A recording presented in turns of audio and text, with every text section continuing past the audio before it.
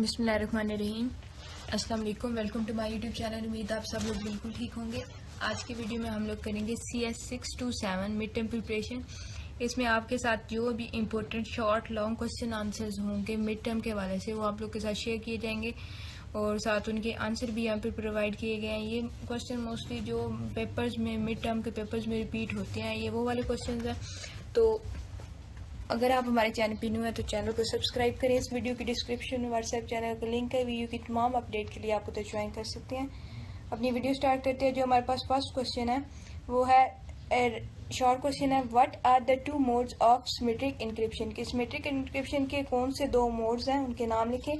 तो उसमें stream cheaper ये क्या करता है, ये इंक्रिप्ट करता है प्लेन टेक्स्ट को बिट बाय बिट। उसके बाद ब्लॉक चिपर ये इंक्रिप्ट करता है प्लेन टेक्स्ट को ब्लॉक बाय ब्लॉक। जो स्ट्रीम है वो बिट बाय बिट करता है, ब्लॉक क्या करता है, ब्लॉक बाय ब्लॉक करता है। तो आपने ये दोनों नाम भी याद कर लेना है, साथ इनका फंक्शन भी याद कर लेना है। सेकेंड है हमारे पास, right down the CFE string for Microsoft Windows 2007। के CFE स्ट्रिंग लिखें माइक्रोसॉफ्ट विंडो 2007 के लिए।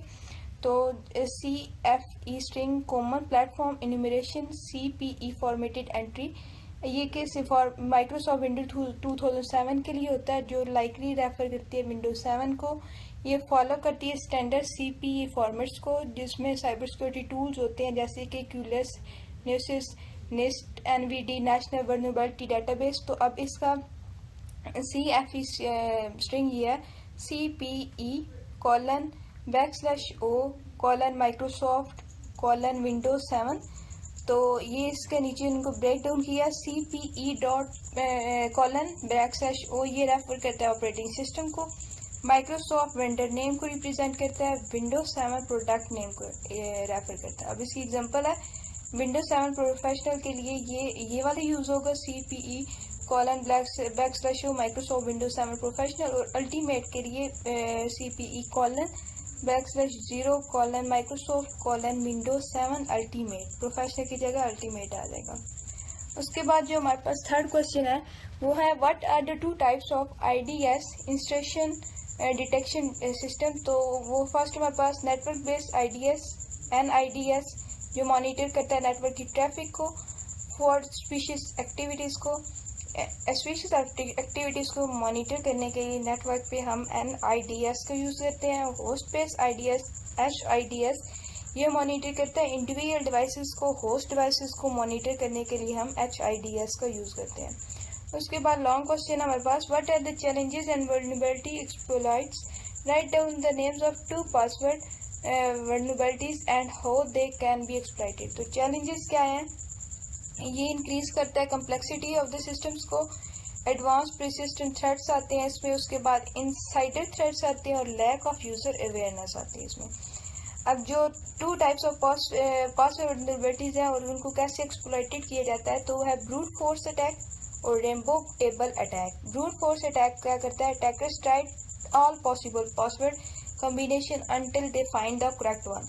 कि ब्रूट फोर्स में जो अटैकर्स होते हैं वो तमाम पॉसिबल पासवर्ड जो उनको लगता है कि ये इस डिवाइस पे लगेंगे वो यूज़ करते हैं ताकि उनको जो करेक्ट वन है वो उस तक पहुंच सके।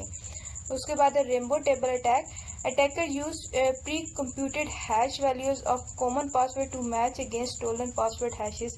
के अटैकर्स जो होते हैं वो प्रीकमेटली हैश वैल्यूज यूज़ करते हैं कॉमन पासवर्ड के लिए ताकि वो स्टोलन पासवर्ड्स को मैच कर सकें। उसके बाद जो सेकंड है ना, in context of RSA given that n is equal to 143, E is equal to 7, D is equal to 103, how to encrypt when m is equal to 30। तो what are the two method to save a password। तो first है plain text storage, not recommended as it is insecure, ये recommend नहीं किया जाता कि ये insecure है या नहीं। उसके बाद hashing with salt, recommended to prevent attacks like rainbow table attack. तो हैशिंग विद सॉल्ट ये प्रिवेंट करता है रेनबो टेबल अटैक्स को। तो नीचे देते हैं। अब इसका जैसे इंक्रिप्टेड फार्मूला है हमारे पास, C is equal to ME mod n, C is equal to 30। अब हमारे पास M की वैल्यू 30 थी, E की वैल्यू हमारे पास 7 है और उसका मॉड क्या आ जाएगा 143। तो सोल्यूशन हमारे पास ये होगा कि compute 37 and take module 143. This encryption modular exploitation and the final result gives the cheaper text C. तो ये आपने फार्मूले में लगा के और आपने वैल्यू निकाल लेनी है। उसके बाद शॉर्ट क्वेश्चन, मालवेयर की एग्जांपल्स बताएं। तो मालवेयर की एग्जांपल है virus, worm, Trojan horse, ransomware, spyware. तो ये सारी किसकी एग्जांपल है? मालवेयर की। उसके बाद है second question, AAA authentication. AAA authentication, authorization and accounting is a framework for controlling access to system and resources। कि ये एक ऐसा फ्रेमवर्क है जिसके थ्रू हम असेस को कंट्रोल कर सकते हैं किसकी? सिस्टम्स की और रिसोर्सेज की। ऑथेंटिकेशन में क्या आता है? वेरीफाई यूज़र आइडेंटिटी, यूज़र की आइडेंटिटी को वेरीफाई करते हैं कि ये वो यूज़र है जिसकी डिवाइस या जो सिस्टम उसका है वो यूज़ कर रहा है या नहीं। उसके बाद है authorisation, grant permission based on identity, ये परमिशंस को ग्रांट करता है। Accounting, tracks user activity for auditing, ये यूज़र की एक्टिविटीज़ को ट्रैक करता है। उसके बाद जो हमारे पास थर्ड शॉर्ट क्वेश्चन है वो है difference between symmetric and asymmetric encryption. Symmetric encryption में क्या आता है? Uses the same key of encryption and decryption, कि इसमें सेम की इंक्रिप्शन और डिक्रिप्शन के लिए सेम कीज यूज़ होती हैं जैसे कि AES और DES। और एसिमेट्रिक इंक्रिप्शन में क्या होता है? Uses the public key for encryption and a private key for decryption. Asymmetric में पब्लिक की यूज़ होती है इंक्रिप्शन के लिए और प्राइवेट की यूज़ होती है डिक्रिप्शन के लिए। इसकी एग्जांपल है RSA और डिफी हेलमैन।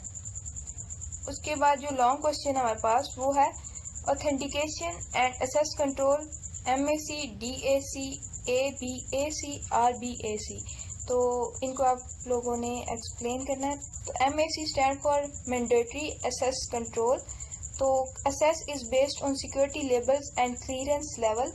इसमें जो एक्सेस होती है वो बेस करती है सिक्योरिटी के लेवल्स को और क्लियरेंस के लेवल्स को। उसके बाद ये मिलिट्री और हाई सिक्योरिटी ऑर्गेनाइजेशन में यूज़ होता है, मैक। उसके बाद है डिस्क्रिशनरी एक्सेस कंट्रोल, DAC। ये access is determined by the owner of the resource. Owner of the जो रिसोर्स होता है उसके थ्रू इसको डिटरमाइन किया जाता है। ये स्मॉल ऑर्गेनाइजेशन या पर्सनल कंप्यूटर्स में यूज़ होता है। उसके बाद है role based access control, RBAC। ये access is based on users role within organisation. Within organisation user के रोल पे ये बेस करता है। ये कोऑपरेटिव इन्वायरमेंट में यूज़ होता है जो परमिशन को एफिशिएंटली मैनेज कर सके।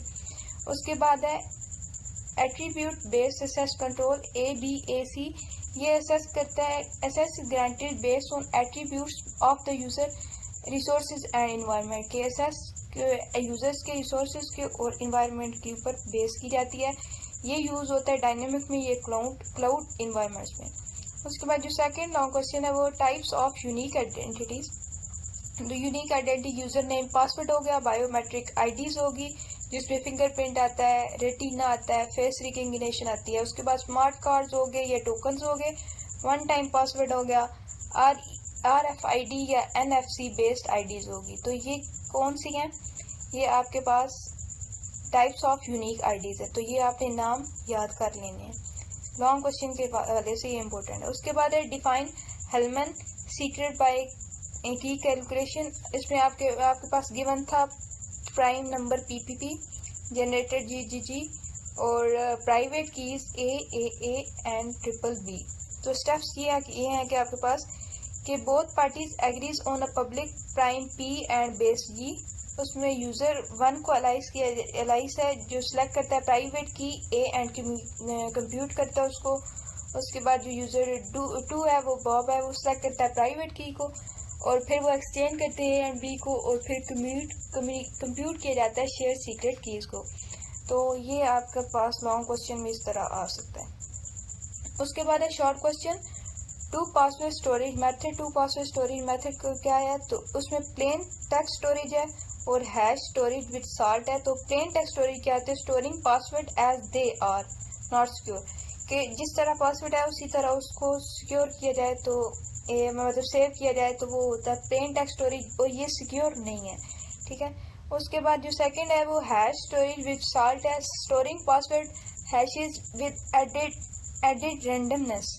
तो पासवर्ड को स्टोर किया जाता है हैशेस के साथ और उसमें रैंडमनेस ऐड की जाती है और ये रिकमेंडेड सिस्टम है, ये सिक्योर भी होता है। उसके बाद सेकंड है what is vulnerability in cyber security. A vulnerability is a weakness in a system, software or network that can exploited by attackers to gain unauthorized access or cause damage। कि ये एक ऐसी वीकनेस होती है system की, ये software की, ये नेटवर्क की, जिसको अटैकर्स अटैक करके अनऑथराइज तरीके से आपकी जो इंफॉर्मेशन है वो गेन कर सकते हैं या आपका जो डाटा है उसको डैमेज कर सकते हैं। सॉरी। जो थर्ड हमारे पास क्वेश्चन है वो है difference between asymmetric and symmetric encryption.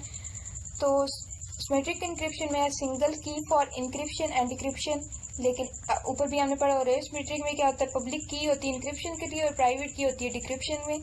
Symmetric हमारे पास फास्टर होता है, एसिमेट्रिक हमारे पास स्लोअर होता है। इसमें हमारे पास AES DES एज एग्जाम्पल आ गई और इसमें RSA और Diffie-Hellman इसकी एग्जाम्पल है। इसमें सिक्योरिंग डाटा एड्रेस और सिक्योर की exchange and digital signature. Next मेरे पास लॉन्ग क्वेश्चन है, उसमें एक्सेस कंट्रोल पॉलिसीज। तो ऊपर भी हमने पढ़ी है। इसमें मैंडेटरी एक्सेस कंट्रोल है मैक, ये आपका रिपीटेड क्वेश्चन है। उसके बाद डिस्क्रिशनरी एक्सेस कंट्रोल DAC और रोल बेस्ड कंट्रोल RBAC और एट्रीब्यूट एक्सेस कंट्रोल ABAC। उसके बाद जो next identify IDS instruction detection system type. तो नेटवर्क बेस्ड IDS ये भी हमने पढ़ा है, ये भी लॉन्ग में रिपीट हुआ है। ये ऊपर शॉर्ट में था, ये किसी पेपर में लॉन्ग में भी रिपीट हुआ है। तो मॉनिटर करता है ये नेटवर्क की ट्रैफिक को स्पीशीज एक्टिविटीज़ के साथ, और ये होस्ट बेस्ड होता है ना, ये मॉनिटर करता है इंडिविजुअल डिवाइसेस को फॉर अनयूजुअल बिहेवियर। उसके बाद जो हमारे पास थर्ड लॉन्ग क्वेश्चन है वो block cipher 5 points are attack. तो ब्लॉक चिपर में encrypt data in fix size blocks, for example 128 bits. उसके बाद कॉमन ब्लॉक चिपर एल्गोरिथम आते हैं जो AES है, DES है, 3DES है। उसके बाद इसके मोड्स ऑफ ऑपरेशन है जिसमें ECB, CBC, SCFB, OFB और CTR आती है। इसकी की साइज़ क्या है, ये लार्ज की साइजेस होते हैं जो प्रोवाइड करते हैं बेटर सिक्योरिटी को। उसके बाद अटैक्स ऑन ब्लॉक चिपर, इसमें ब्रूट फोर्स अटैक है जो ऑल पॉसिबल कीज़ को वो ट्राई करता है। उसके बाद है क्रिप्टेड एनालिसिस अटैक, उसमें एक्सप्लॉइट मैथमेटिकल वीकनेस को एक्सप्लॉइट करता है। उसके बाद है साइड चैनल अटैक, उसमें ऑब्जर्व करता है फिजिकल करैक्टरिस्टिक्स को जैसे कि पावर कंजप्शन। तो यहाँ तक आज की वीडियो एंड करती है। नेक्स्ट वीडियो में हम इसका आगे जो इंपॉर्टेंट क्वेश्चन होंगे उनको डिस्कस करेंगे। उम्मीद आपको वीडियो अच्छी लगी होगी। वीडियो अच्छी लगी है तो लाइक करें, चैनल को सब्सक्राइब करें। अल्लाह हाफिज़।